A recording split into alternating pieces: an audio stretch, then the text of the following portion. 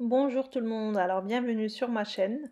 Aujourd'hui, je vais vous présenter une recette d'un cake à la myrtille et au citron. C'est vraiment un pur délice, hyper moelleux. Vous allez le voir à la découpe aussi, il est vraiment super moelleux. Et je vais vous donner mon astuce pour éviter que vos fruits tombent dans le fond pendant la cuisson. Donc vous allez voir, c'est vraiment super simple avec des ingrédients faciles qu'on a tous à la maison. Il est super moelleux, vraiment testez cette recette. Donc sans plus tarder, on va passer aux ingrédients. Alors dans un premier temps, vous aurez besoin de 3 œufs. Voilà. Alors mon verre mesure 200 ml. Bon, c'est des verres à eau classiques qu'on a tous à la maison. Donc un verre de sucre, un verre de lait, un verre d'huile. Ensuite, j'ai besoin de la vanille. Donc moi j'utilise de l'extrait de vanille, mais vous pouvez mettre un sachet de sucre vanillé. Ensuite, vous avez besoin d'un sachet de levure chimique, le zeste d'un citron et un bol de myrtille. Voilà. Et 2 verres et demi de farine. Donc toujours avec les mêmes verres. Donc là, j'ai préparé mon moule. J'ai préchauffé mon four à 160 degrés, chaleur tournante. Donc là, on va commencer par battre les œufs, le sucre et la vanille ensemble jusqu'à obtenir une texture bien mousseuse. Donc ça, c'est la clé pour réussir tous les types de gâteaux. Et ça évite en fait d'avoir l'odeur d'œuf dans les gâteaux après la cuisson. Donc si vous êtes sensible à l'odeur d'œuf, ben ne passez surtout pas cette étape. Donc au batteur, on vient bien mixer le tout jusqu'à ce que la texture devienne bien mousseuse et change de couleur, donc elle est beaucoup plus claire comme vous le voyez. Voilà. Et maintenant, on va rajouter nos liquides, donc notre verre de lait et notre verre d'huile.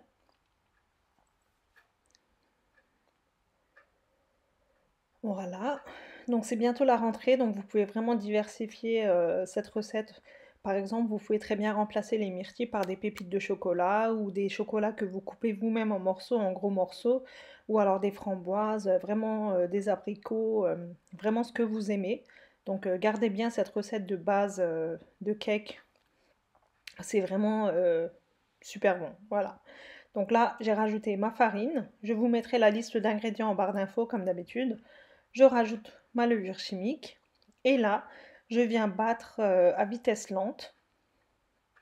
Donc je vous le montre au début, vraiment à basse vitesse pour éviter de faire retomber la texture mousseuse qu'on a obtenue. Voilà.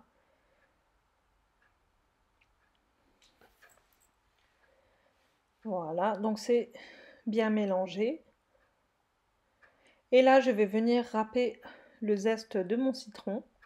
Moi, j'ai pas mis le jus, mais si vous le souhaitez, vous pouvez mettre le jus aussi à l'intérieur. Mais je trouve que l'arôme vient du zeste, donc j'ai bien râpé la peau, uniquement la partie jaune, surtout pas la partie blanche car c'est le côté amer. Donc l'arôme, il est concentré sur la partie jaune. Voilà. Vous pouvez très bien remplacer le citron par l'orange. C'est très bon aussi. Ou alors ne pas en mettre du tout si vous n'aimez pas. Mais je trouve que le citron et la myrtille, ça se marie très bien. Donc là, je viens vite fait mélanger un petit tour. Comme ceci, c'est suffisant.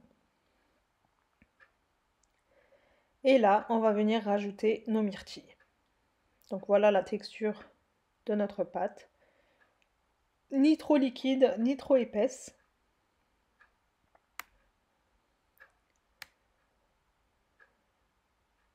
Voilà, donc là je rajoute mon bol de myrtilles. Et là, l'astuce en fait, c'est que je vais venir rajouter directement dessus, avant de mélanger, 2 cuillères à soupe de farine. Donc je vais mélanger mes fruits en même temps avec la farine. Donc ça va éviter que les fruits retombent dans le fond.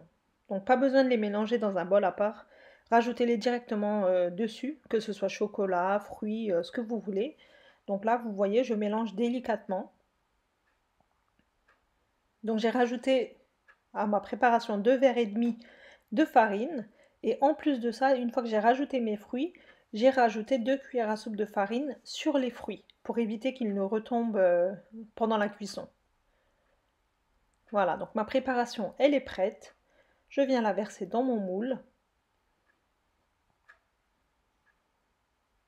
Et mon four, il est préchauffé à 160 degrés.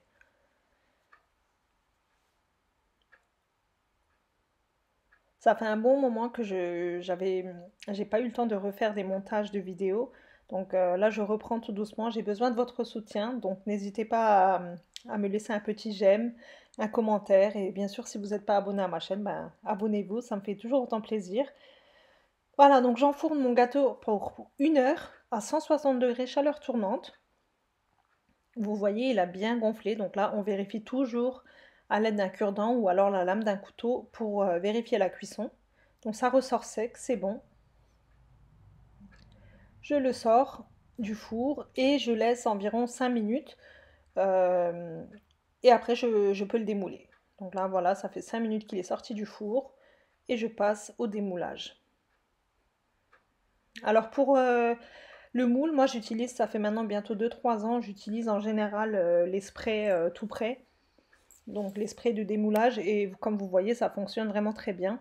Mais sinon vous pouvez très bien faire l'astuce en mettant du beurre mou et vous saupoudrez de farine. Donc avec cette astuce aussi vous aurez jamais, vos gâteaux ne colleront jamais à votre moule. Voilà, donc il est hyper moelleux. Et comme vous le voyez, les fruits ne sont pas retombés dans le fond. Donc là on va faire un petit glaçage. J'ai du sucre glace dans mon bol, donc peu importe la quantité. Il faut juste verser très très doucement le jus de citron. Donc surtout pas en grosse quantité d'un coup, sinon vous serez obligé de rajouter du sucre glace. Il faut juste bien mélanger rapidement et il faut juste avoir une texture qu'on puisse napper légèrement le gâteau. Donc ça reste quand même une texture épaisse.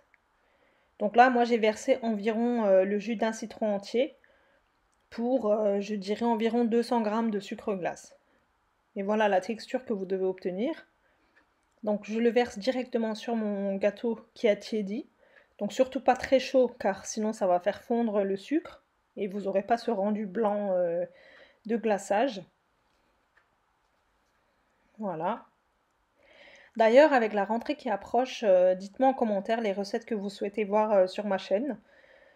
Euh, que ce soit des plats, des goûters, des desserts, vraiment ce que vous avez envie de voir, donc vous me le dites en commentaire.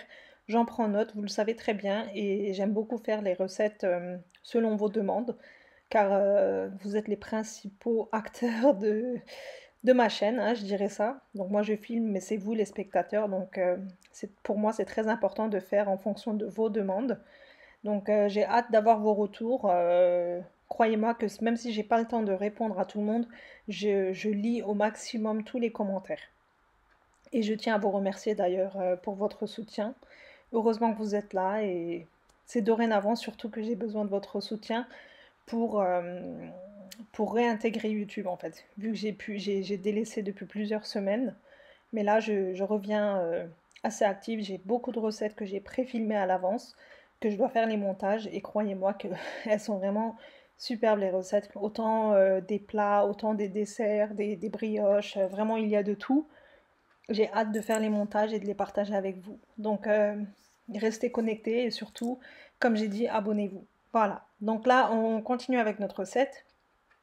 On passe à la découpe. Voilà, comme vous le voyez, il est hyper moelleux. Et le glaçage reste blanc car on l'a versé une fois que le gâteau était tiède. Donc surtout pas ne pas le verser quand il est encore chaud, sinon le sucre va fondre.